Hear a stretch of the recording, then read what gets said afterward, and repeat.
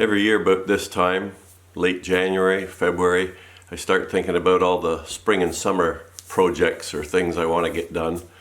For some years now I've been meaning to build myself a bat box, and I just hadn't gotten around to it.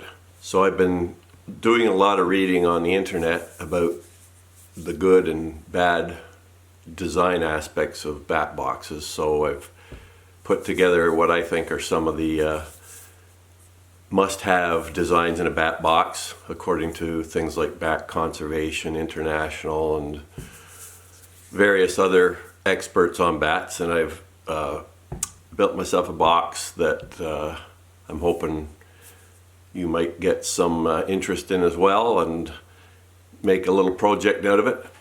So here's the box I ended up building. This particular one I made out of plywood, and the sides are 1x6 deck board, cedar deck board. I've attached the front and back 1/2 inch plywood to the deck board using 1 3/4 inch exterior deck screws. The back board on this is 32 inches long. The front board is 19.5 inches high here and 16 inches wide. This sideboard at the longest is 28.5 inches long. This particular box I made is a 5-chamber box, so this one is on the large size. Now by chambers I mean, if you look inside, there's 5 space chambers in between these dividers, or baffles some people call them. And these baffles are made out of 3/8 inch plywood, exterior plywood. This is all exterior plywood. And you can see how they slide in and out. Basically what I did is I put 4 grooves in the cedar here that accept the plywood baffles or dividers. I cut these about 2 1/4 inch deep into the cedar. And if you don't want to use grooves at all, there's actually a much simpler way to build a similar bat house, and I'll try and show one of those versions too shortly. A roofing board will eventually go over here like this. I haven't got it figured out just yet this isn't the board I'm going to use, but I just got to cut one out. It'll bevel up to meet the back nicely, and then it'll screw into the sides just to have an overhang of a few inches on each side and the front. The baffles themselves, as I mentioned, because this box is angled, each bevel or each divider is a slightly different length. The front one being 1.5 inches or so shorter than the next one, and so on. Most people seem to talk about putting holes in the dividers, and this allows the bats to crawl up one side, and if they want to go into the other space they can go through here. Now I've been thinking about another way that might be better than doing this, worrying about this, is simply to have the top cut short, maybe 1 inch. You wouldn't want it less than 1 inch, but have it cut short 1 inch or 2, I guess, and that way the bats could climb up, and 1 inch or 2 from the roof they could simply go over the top of the baffles. And I don't think there'd be an issue with that, and it would be, I mean, it's not hard to cut holes, but I thought that would be a way that the bats could more freely get over, as opposed to trying to find a hole or whatever. I'm not even sure how critical these little things are, but I just put them in because most people seem to recommend them, most of the higher bat channels. You'll also see here again just all these panels, all these dividers, baffles, and the back of the front and the front of the back are grooved, and you can do that with circular saws or cut-off saws, or I use both things here. I use a cut-off saw as well as a pruning saw that I show in another section of the video, to scrape across with the grain. It carves out a nice little groove about 1/16 of an inch deep and 1/16 of an inch wide. Again, these slide right in here. These holes should be up near the top of the house. So that's the basic design in a nutshell. And then the back will have a couple holes and the bottom will have a hole or two, and you can either screw it onto a post or the side of a building. Recommended not to put them in trees, and you want to put them in areas that get good amounts of sun through the day. Eventually I will paint this. I'm going to use an exterior latex acrylic, a dark paint they recommend at latitudes of southern Ontario. So it'll be black or dark brown.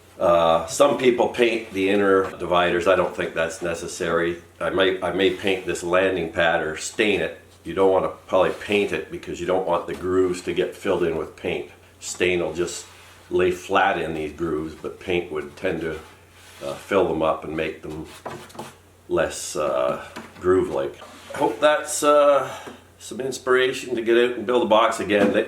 You know, most people are not probably going to build one this large, but you can build them 1 or 2 or 3 or 4 chambers or 5, as many chambers as you want. This one is probably a medium to a large size box, and a lot of people will build something smaller than this, but I'm going to show that style of a house in a new video shortly. So here are all the parts of the bat house except for the roof, which I'll decide on later how big it has to be once I get everything together. Here's the back, and this will be, actually it'll be this way with the non-grooved section at the top.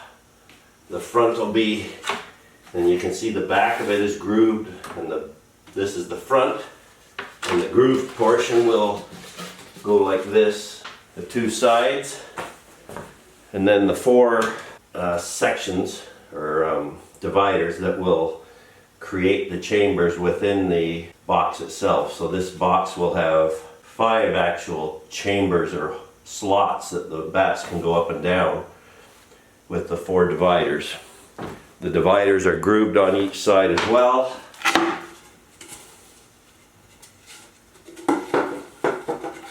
This is 3/8" plywood, 3/8 plywood, and the back and the front are 1/2" plywood, and the sides are 1" deck board that I've grooved with 3/8" slots on the table saw. This just shows the dado blade setup that I had on the table saw. So I'm using 2 full blades plus a chipper blade in the middle to create the 3/8" groove. Now I realize not everyone will have these. You could also use a router, but that's a little trickier unless you have a guide for the router. So here's the first pieces of the bat box that I've cut out just this afternoon. Basically the back laying down here on the table saw, the 2 sides and the front. So the 2 sides I've made out of 1x6 deck board, and what I did was just I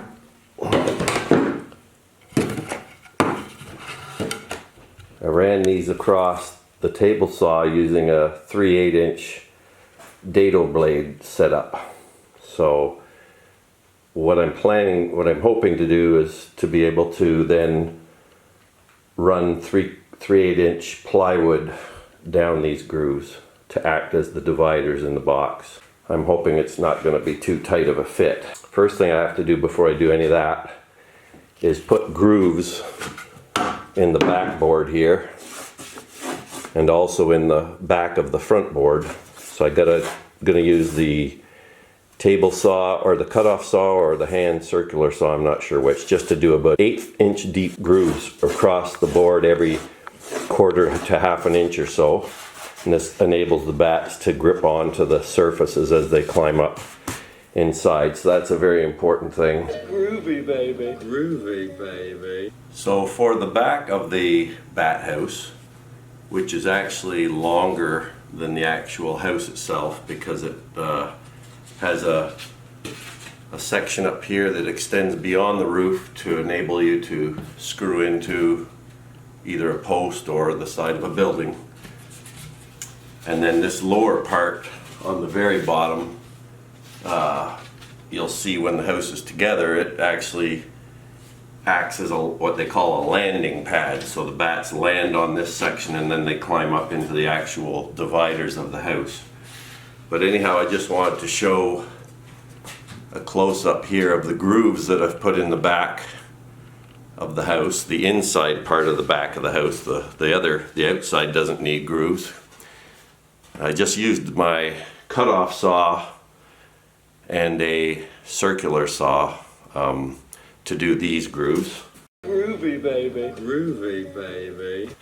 And this shows the inside of the front of the house. It also has to have grooves because the bats can obviously, even though this will be the front of the house, they'll be climbing up on the inside.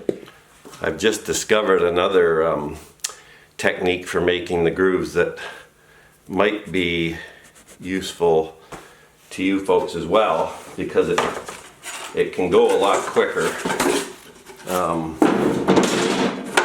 than a powered saw. What I'm using here is just a little hand pruning saw, which has some pretty significantly sized teeth right out to the end of it, as you can see here. So I'm basically using just this last tooth or two here. And if I find if I draw that across the plywood, now ideally you'd have this clamped down. I'm just showing you here. It makes a fairly significant groove, approximately a 1/16 of an inch wide, and you can see all these pieces of wood that are being drawn up by that sharp tooth. Makes a nice little groove, about a 1/16 of an inch wide and a 1/16 of an inch deep, it looks like.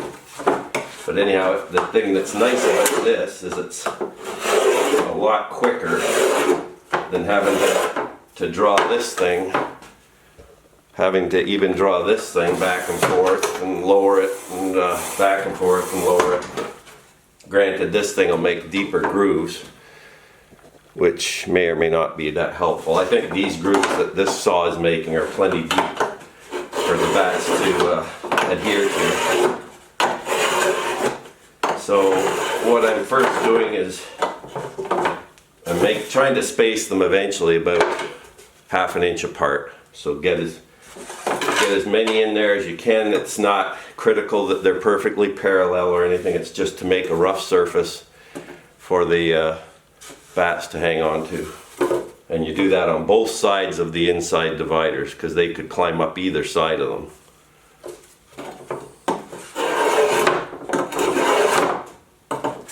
And you can see getting a nice little groove surface there. Just sand these off eventually to make it smooth on the top, but then leave the grooves. You'll notice on the sides here too, I installed a little stopper block, I guess you could call it, here and here. So when the dividers come in, they're going to stop here. Because I'm not sure whether I'm going to glue them in or simply drop them in.